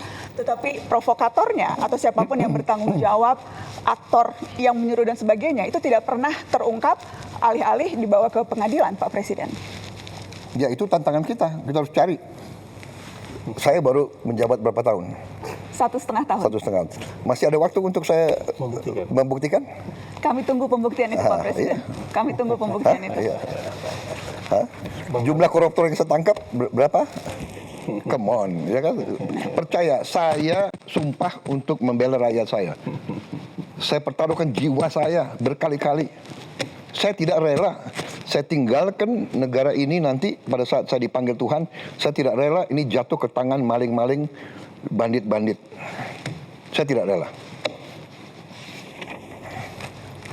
Baik, Pak. Ya. Dari Mbak Nana cukup dulu. Sebetulnya masih ingin panjang, cuma masih Nanti banyak round 2 ya, lain. nanti round 2 ya. Karena masih ada Bang Bosman Mardigu yang belum kebagian. Terima kasih sudah mau menjawab itu dengan sangat gamblang. Oh, sangat gampang. Saya senang. Terima kasih. Apa saja. Ya. Kalau boleh, saya ingin menyambung satu pertanyaan terkait tadi komunikasi. Tapi konsep saya kira Pak Oke. Mardigu Bang belum. Mardigu dulu ya. Bang Mardigu udah nahan. Siap. Udah nahan dari tadi. Soalnya ini orang baru ini. Sabar Pak. Iya. Puasa. Kayaknya tadi mengumpulkan semua pertanyaan-pertanyaan mau dirangkum jadi sebuah pertanyaan yang Nggak apa-apa, silakan. Debat itu bagus, ya kan? Terima Silakan. kasih Pak Presiden Bang yang Mardigu. terhormat. Ini undangan pertama saya ke sini, mudah-mudahan bukan yang terakhir Pak. Jadi bagi saya blessing sekali ketemu Bapak, saya bisa mengungkapkan banyak hal. Di sosial media saya sangat Ya. aktif sekali dan sangat banyak data yang saya perlukan dan data dari Bapak yang tentunya saya perlukan. Dan saya bertanya tentang geopolitik, di mana kapasitas saya lagi minatnya di sana. Bapak melakukan melaksanakan mukadimah itu melakukan perdamaian dunia, karena salah satu di undang-undang kita di Mukadimah adalah menjalankan perdamaian dunia, dan Bapak sering mengajukan menjadi juru damai. Tapi kita tahu Pak, juru damai itu kita harus punya alat tekan Pak. Kita juga harus alat tawar atau apa istilahnya, bargain power atau deterrent power Pak, gitu ya. Nah, sewaktu Bapak join BOP, alat tekan kita apa Pak? Alat tawar kita apa Pak? Karena waktu itu belum perang, Israel dan Amerika belum perang. Sekarang sudah perang Pak. Nah, yang saya tetap fokus, selama Bapak punya alat tawar, kita bisa menjadikan tools itu sebagai penekan untuk perdamaian. Tapi kalau tidak ada Pak, apakah Bapak masih akan terus bertahan di BOP karena udah jadi board of war, atau bagaimana Pak? Baik, terima kasih. Jadi saya jelaskan ya. Saya jelaskan dalam konteks situasi sesudah 7 Oktober tahun 2023. 7 Oktober 2023. Terjadi serangan oleh Hamas Ya. Oh, di malam yang dan Yom Kippur, ya. pembalasan dari Israel yang luar biasa. Betul. Bisa dikatakan gila-gilaan itu, ya. 7 Oktober 2023 Bapak. Jadi 2024, 2025 Terus. dihabisin rata Gaza. 80% rata. 70.000 diperkirakan mati. Orang tua, perempuan, anak kecil tidak bersenjata. Apa yang kita bisa buat untuk hentikan itu? Kita coba dengan segala cara, ya. Akhirnya kita dengan berbagai cara kita negosiasi, kita kirim bantuan. Indonesia termasuk yang paling banyak kirim, termasuk ya, salah satu. Tapi yang lain negara-negara Arab yang kaya-kaya juga pasti kirim bantuan yang lebih banyak ya. Tapi kita kirim Hercules banyak sekali. 3 Hercules pasar. Kita kirim kapal rumah sakit 2. Nah, di situ negara-negara Arab dan yang berurusan itu akhirnya kan sebagian dari mereka punya hubungan baik sama Presiden Trump Amerika. Mereka semua mendesak Amerika, tolonglah hentikan penghancuran Gaza ini. Dan saya di berbagai forum saya juga mengatakan bahwa di sini adalah the moral decline of the West. Ya, bahwa negara Barat, waktu itu Amerika sama Eropa jadi satu masih, selalu mengajarkan kepada kita HAM, selalu mengajarkan kita demokrasi. Saya jarang dengar itu LSM yang kritik pemboman di Gaza itu. Maaf ya, aku boleh sindir juga kan. Kalau yang menyangkut negara Barat nggak mau, mereka terlalu banyak ya. Sekali lagi saya bukan anti Barat loh, tapi I know what's happening, you know. Jadi akhirnya Presiden Trump itu tadinya dia punya cita-cita ingin menjadi presiden yang bawa perdamaian. Betul. Ada Abraham Accords. Iya, iya. Dia sangat mengharapkan dia bisa menyelesaikan masalah-masalah dan dia bisa dapat Nobel Peace Prize. Nah, ini oleh rekan-rekan kita negara-negara Arab waktu itu dan Muslim bahwa kita ingin mendorong Presiden Trump untuk bisa neken Israel untuk hentikan. Karena kalau kita buka terbuka, kalau kita bisa terbuka, hanya Amerika yang bisa nahan Israel.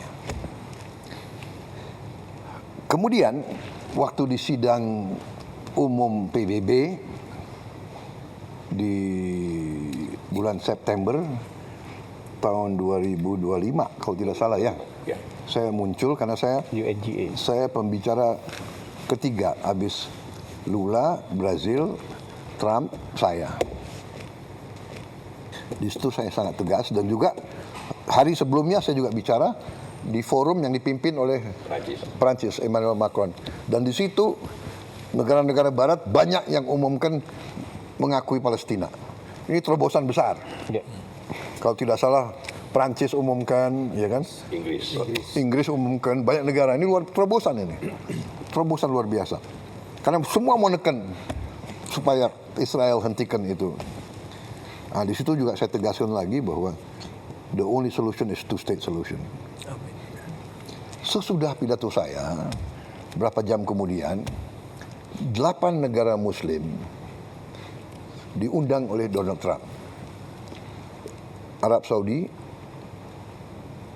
Uni Arab Emirates, Yordan, Turki, Pakistan, Qatar. Ini fotonya ini. Ya. Sama Jordan, Pak. Iya, sama Jordan.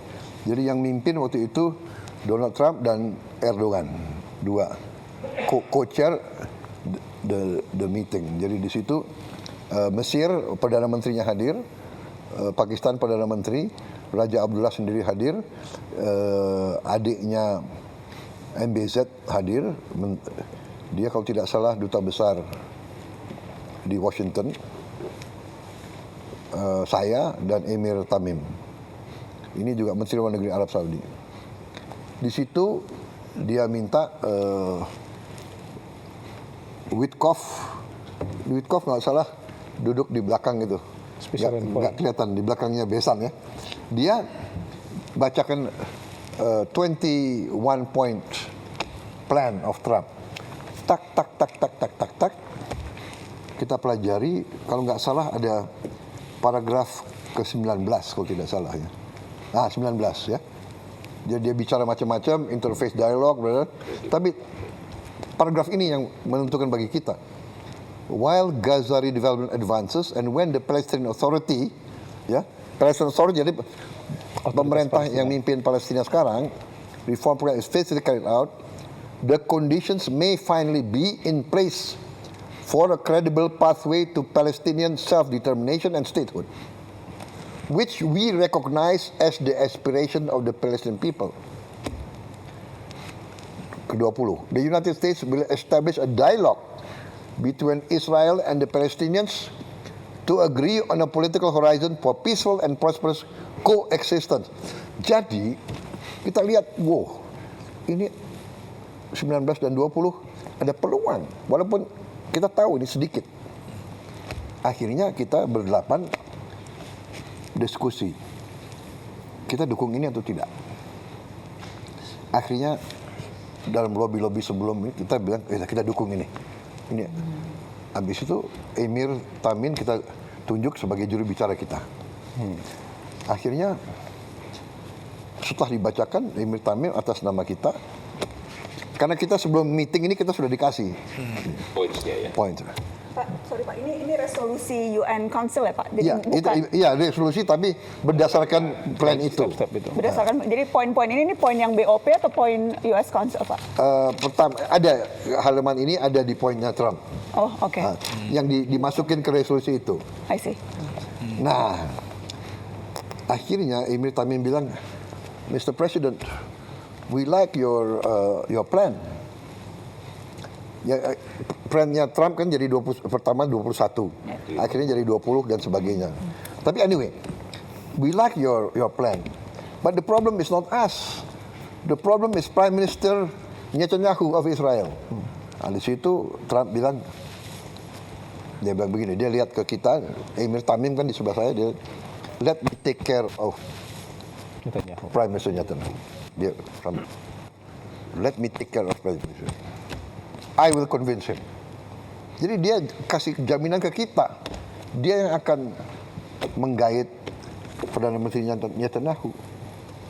Dan benar, ini kalau nggak salah pertemuannya hari Rabu atau Kamis, Perdana Menteri Israel datang hari Senin dan akhirnya dipanggil ke White House dan akhirnya dia juga terima masalah ini. dalam perjalanan terjadilah gencatan senjata. Ya. Terjadilah gencatan senjata pertama kali. Akhirnya berkuranglah penderitaannya rakyat Gaza. Yang tadinya ribuan mati, akhirnya total dalam 1 tahun gencatan senjata, ya ada pelanggaran, ada mati 600 sampai 700 orang. Yang darinya ribuan tiap minggu. Kemudian buka Rafah, ribuan truk masuk. Bantuan. Ya sekarang ada 4.200 truk tiap minggu. Kalau tiap truk itu 10 ton, 20 ton ya. Pokoknya sekarang diperkirakan semua rakyat Palestina dapat makan. Bisa diselamatkan. Ini fokus. Tiba-tiba ada konsep Board of Peace. Ya kan? Jadi, nah Board of Peace ternyata rencana itu yang tidak ada Board of Peace itu dimasukin ke Dewan Keamanan. Resolusi Dewan Keamanan. Resolusi 2803 yang tidak diveto oleh siapapun. Berarti Rusia dan Cina ikut mendukung. Walaupun tidak eksplisit. Dia abstain, tapi dia mengizinkan resolusi ini. Nah, itu syarat kita. Jadi syarat saya dari awal, saya akan ikut dalam proses perdamaian. Indonesia siap menyumbang pasukan perdamaian asal disetujui oleh PBB. Akhirnya Board of Peace disetujui oleh PBB. Nah, kita tanya lagi 7 negara Muslim lainnya, bagaimana? Akhirnya kita ambil kesimpulan begini. Kalau kita di dalam, mungkin kita bisa pengaruhi dan membantu rakyat Palestina. Kita tahu tidak gampang. If we are inside, maybe we can help. Dukung rakyat Palestina. Kalau di luar, Pasti nggak bisa. we cannot do. Jadi akhirnya kita putuskan kita masuk. Oke. Kemudian itu statusnya. Dan saya mengatakan selama kita di dalam BOP bisa bantu perjuangan rakyat Palestina, kita akan berusaha. Begitu kita ambil kesimpulan tidak ada harapan dan kontraproduktif, kita menilai kita habis waktu, habis energi dan tidak menguntungkan kepentingan nasional bangsa Indonesia, kita keluar. Itu kesepakatan kita bertujuh, tapi saya sudah ambil keputusan. Saya tidak akan nunggu yang 7 negara lain. Kalau saya ambil keputusan, kalau saya ambil kesimpulan tidak ada manfaat, mereka sudah tahu saya akan keluar. Ya, jadi saya setuju benar sama yang dikatakan Pak Mardigu. We must have leverage. Kita harus ada posisi tawar. Kita harus saya tidak tahu kenapa Indonesia diajak. Kita agak jauh. Tapi mungkin karena kita dianggap salah satu negara Muslim yang besar. Ya, Turki besar, Pakistan besar. Walaupun kita jauh dari situ, kita diajak. Jadi ya saya menjalankan perjuangan bangsa Indonesia dari dulu. Kita selalu membela kemerdekaan Palestina. Dan itu mereka tahu. Dan saya selalu katakan dalam pembicaraan saya dengan tokoh-tokoh Barat, kita akan ikut. Dan kita siap kirim pasukan perdamaian, asal saya bilang, semua pihak setuju keterlibatan Indonesia. Pertama, tokoh-tokoh Palestina. Kedua, semua negara yang terlibat. Mesir, Yordan. Saya katakan tidak hanya Mesir, Yordan, dan bagi saya bilang, Mesir, Yordan, saya juga minta didukung oleh Arab Saudi, Qatar, UAE. Itu mitra-mitra kita kan yang baik. Dan saya juga mengatakan, de facto, Hamas harus menerima kita. Itu saya sampaikan. Karena we want to be a peacekeeping force. Kemudian oleh mereka, kita yang ikut di Board of Peace, itu dikasih kelonggaran. Namanya keterlibatan tiap negara diberi kesempatan sesuai dengan national caveats. Jadi keberatan-keberatan nasional boleh dihormati. Jadi kalau Board of Peace punya banyak kegiatan, negara X, kami mau ikut yang ini, kami nggak mau ikut yang ini. Itu boleh. Ikut serta dalam pasukan perdamaian juga begitu. National caveats. Kita tegas, kita tidak mau terlibat dalam aksi militer terhadap Hamas. Satu. Kedua, kita tidak mau terlibat dalam mengambil senjata di weaponization dari Hamas. Kita tidak mau ikut. Yang kita mau adalah menjaga rakyat sipil dari serangan manapun. Itu komitmen kita. Setelah terjadi perang begini, kita konsultasi, tapi de facto-nya adalah everything on hold. Ya, saya sudah umumkan. Menteri Luar Negeri sudah umumkan bahwa sekarang kita tangguhkan on hold. Kita tangguhkan semua sampai penjelasan lebih jelas. Ya, kalau memang tidak ada suasana damai, bagaimana kita terlibat? Ya, itu pertama. Tapi sekali lagi kita harus hitung benar apa yang bisa kita buat bantu rakyat Palestina. Karena kita memang sangat diharapkan. Rakyat Indonesia, bangsa Indonesia sangat diharapkan oleh orang Palestina. Bantuan kita, makanan kita, bantuan dari Basnas kita luar biasa, besar sekali.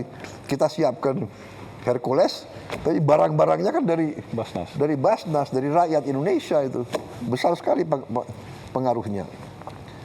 Jadi situasi itu, Pak Mardigu. Jadi kita lihat, tapi ya akhirnya sekarang kita harus bertindak dengan sangat hati-hati. Jadi di hold dulu Pak ya? Oh jelas, sudah saya umumkan udah dari minggu lalu. Jadi kalau pasukan perdamaian itu bantuan ya Pak, karena kan Pembicaraan kayaknya ya Pak. Makan kan tetap diperlukan Pak. Iya. Kalau enggak kelaparan lagi kan ya. Kalau bantuan Ya, yang kita hold adalah pasukannya. Pasukannya. Tapi bantuan pangan, rekonstruksi kan Ya saya kira itu jalan harus terus. jalan ya. Oke.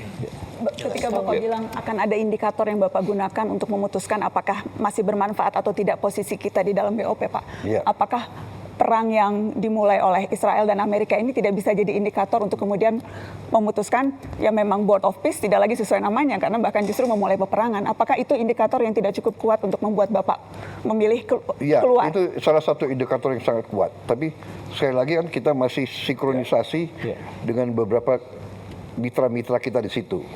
Kita akan nanti tanya pendapat Mesir, Yordan, Turki dan sebagainya. Ya, kalau saya boleh usul Pak, ini kan penting sekali, karena kan semua orang juga bertanya soal ini. It will be unwise kalau kita directly relate masalah bantuan rekonstruksi Palestina dengan dinamika terbaru, karena di BOP kan urusan rekonstruksi Gaza, dan kita berpartner dengan begitu banyak negara yang lain, termasuk yang juga mendapat masalah tanpa sengaja walaupun tidak mau terlibat perang seperti Qatar, Uni Arab. Jadi mereka kan juga harus kita dengar. Karena kita bersahabat kepada semua. Baik, kita break sebentar bisa? Baik.